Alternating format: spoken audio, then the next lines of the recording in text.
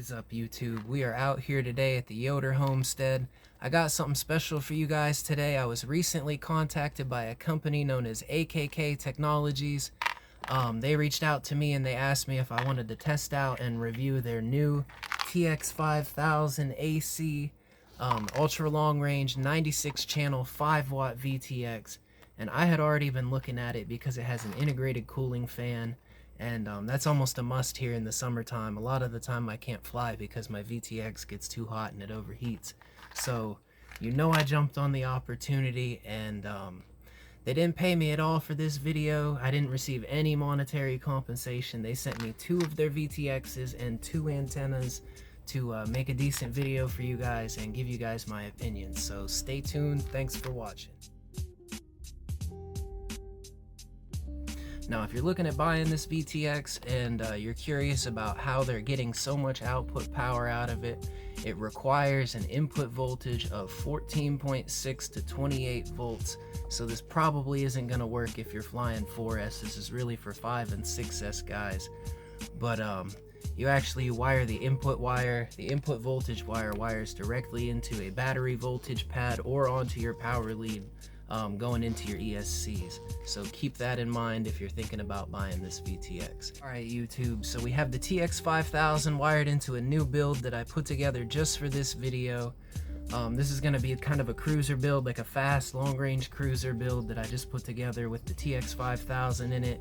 I'm running T-Motor Velox V2 2207 2550 kV motors, and I'm using a 65% output limit on these motors because I am running this on 6S. And as far as the stack goes, this is my go-to stack, the Mamba F722 Mark IV with the 55 amp BL Heli 32 ESC. And then for the camera, I am running the Runcam Phoenix 2 Micro.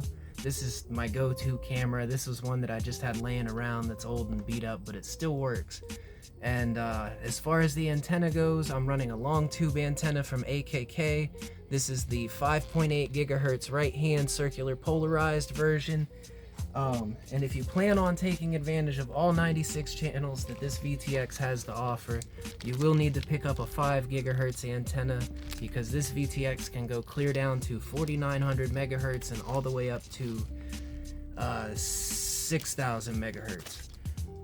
But bear that in mind if you plan on using those lower frequencies. But for right now, we're going to put up some side-by-side DVR footage from my SkyZone Cobra X V2s with the Steady View 3.3 module.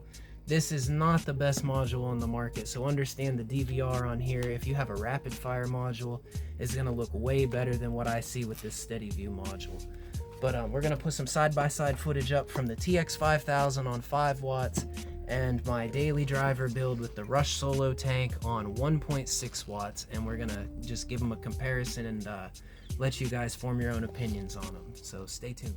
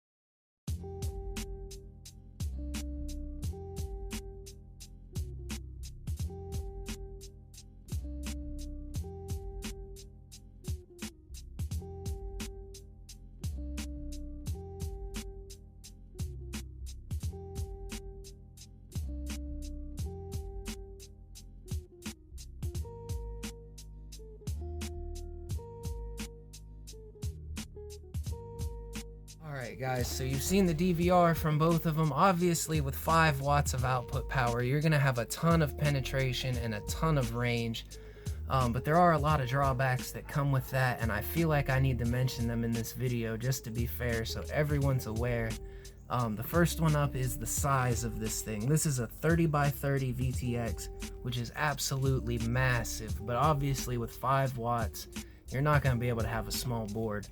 But the problem with having 30 by 30 is that most modern frames are not going to fit this inside of them. This is the Source One V5, and you can see it is way wider than the back end of this frame. And the only frame that I know of that can fit it is the Source One V3. I'm sure there's more out there, but I had the Source One V3, so that's what it went in. Another thing to take into account is durability. If you're a freestyle pilot and you're just looking to improve your analog video quality, this is probably not for you because of the durability. I had a motor desync when I first put that build into the air, and it fell about 15 feet down onto some gravel. It landed flat, and it broke the cooling fan in this thing, and it knocked the shielding off the bottom. I just threw the spare one that they sent me into the build, but at 5 watts you kind of need a cooling fan, so it kind of defeats the purpose if the fan's gonna break first crash. But if you're a long-range pilot, or you're just cruising around a park, or just, you know, relaxing, having a chill session, and you're not really crashing a lot, this thing would be amazing for you. Having almost no breakup makes you so much more confident when you're flying, and it just makes it a lot more enjoyable. And with that, guys, I'm gonna finish up this review. I'd like to thank Franky for reaching out to me. This was a really cool opportunity, and I enjoyed making this video. Thanks for watching, guys. I'll see you next time.